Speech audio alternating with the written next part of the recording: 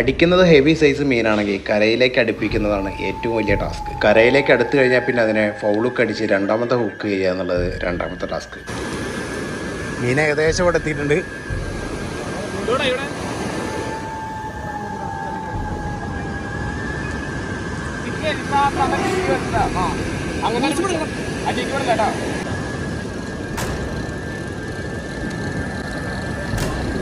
ഒരു നല്ല ഓട്ടാലേ, കുഴപ്പമില്ല.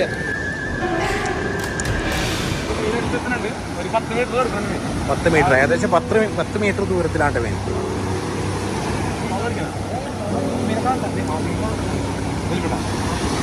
ഹോളടിക്കാറായിട്ടില്ലല്ലേ?